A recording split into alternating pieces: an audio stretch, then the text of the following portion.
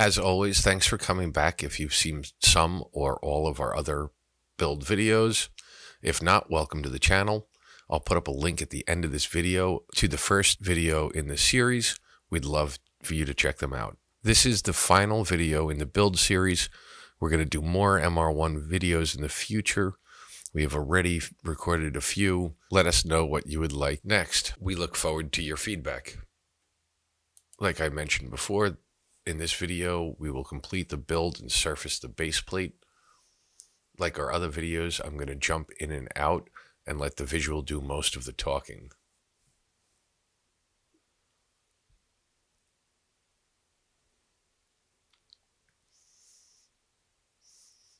Going through the setup of a Windows computer is new to me. I've exclusively used Macs for years. If the computer setup doesn't interest you and you just want to see the build, fast forward to 3 minutes, but you'll miss out. The touchscreen was impressive and very responsive. The instructions were straightforward. We cut out most of the downloading time, so this is all just the actions you are required to do. I got a little jammed up here. When I tapped the wireless network, the password text box would come up, but no on-screen keyboard to enter the password. The mini wireless keyboard they sent me, the contacts for the battery where they mount to the board had come loose and were just rattling around inside the mini keyboard, so that wasn't an option. The workaround is tap and hold on the lower bar for a second. A menu pops up and you can select Show Touchscreen Keyboard button.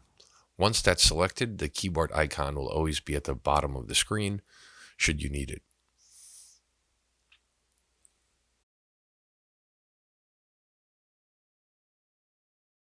If you're having trouble with your mini wireless keyboard or would just like to purchase something a little better quality, I purchased the one on the left here on Amazon.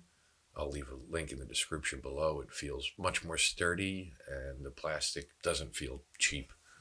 It also has a built-in battery. I'm not sure if that's a good or a bad thing, but it's worked great for me.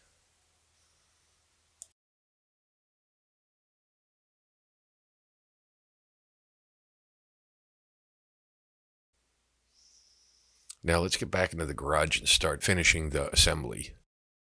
At this point, we have to run the cables. I haven't completed the cable routing yet because after everything's set up and working, I'm going to move the touch screen to the other side and the control box to the front left leg. That way the emergency stop button can be accessed. We'll need to mount the limit switches, power up the computer. They provide a USB isolator that should be installed into the mini computer to isolate the USB power from the MR1 controller power.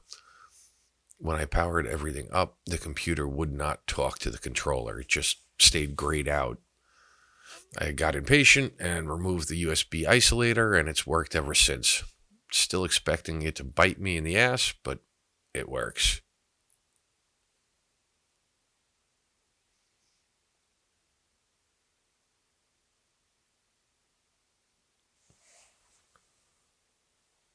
We have to square up the machine and set the Y-axis limit switches. To do this, they recommend using a 1, 2, 3 block. I used the SMW base since I had it on hand and didn't have a 1, 2, 3 block at the time.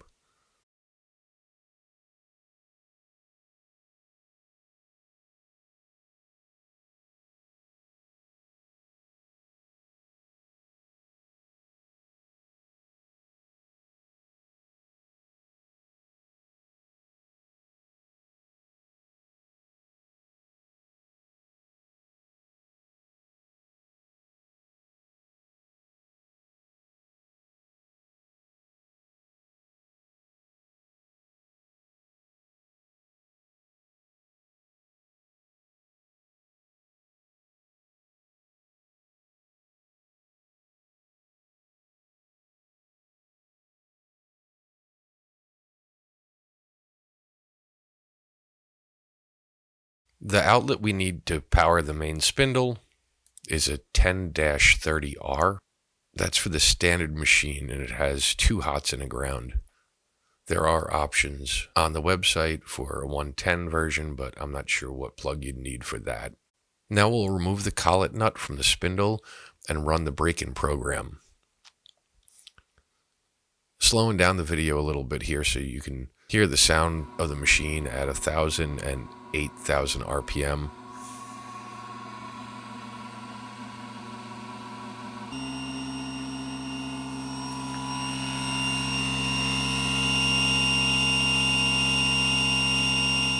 I forget how long this took, but you start the program and it revs up and down till the program is complete.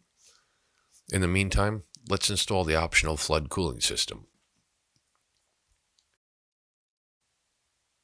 The instructions show the fitting you mount the control valve to upside down, and it actually gets in the way because the whole assembly is too low.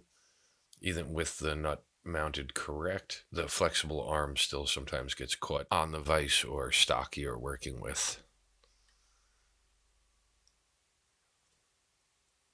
All right, it's time to power up the spindle and start taking our height measurements. We're checking the 4 corners to find the lowest point and use that as our starting guide.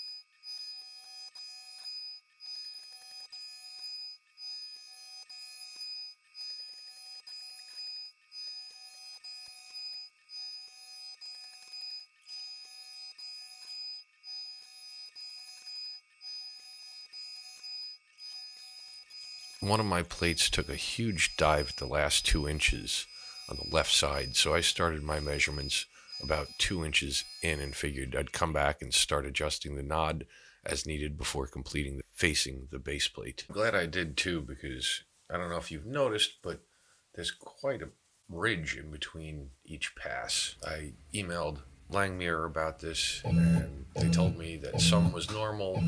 I sent them photos of the tags just to confirm that I entered the information into the calculator correct, because it had me installing 3 shims on the bottom, and when adjusting the nod, I wound up with 5 shims on the top.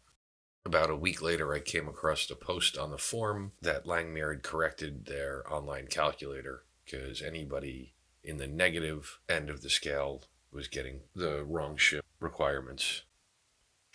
Well, that concludes our build of the MR1. I hope you guys enjoyed. Please like and subscribe. And I look forward to the feedback you guys provide. I'm going to leave you with some video of fly cutting the base plate.